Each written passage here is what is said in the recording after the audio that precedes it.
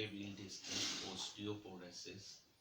Osteoporosis means decreased bone mass, as a result increased chances of fracture of collarbone, hip fracture and fracture of limbs, and because of immobility. Now symptoms: skeletal deformity, gradual loss of height with the age, which is caused by compression of vertebrae, and bone pain. Fractures especially occurs in the hip, neck of the femur bone, and colus fracture and in vertebrae. Now, epidemiology. Epidemiology means how much percentage population are affected by the osteoporosis. Peak bone mass occurs around 35 years and then gradually decline in the both sexes. Lowered estrogen level after menopause are associated with a period of accelerated bone loss in women. Therefore, bone density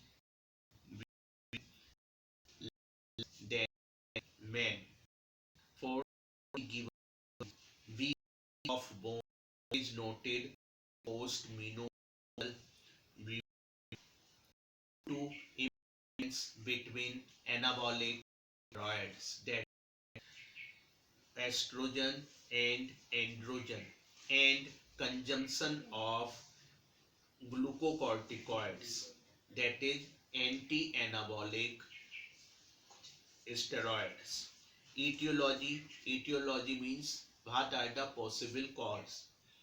Now, there are risk factors, environmental risk factors, drugs, and here female gender is more prone to osteoporosis after post-menopause, increasing age, ethnic origin, family history, immobility, diet, smoking, consumption of alcohol, early menopause, will and corticosteroids drugs are also responsible.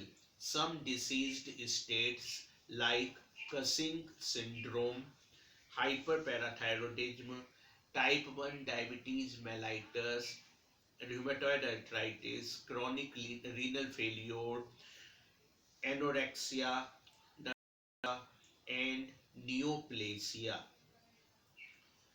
Thank you.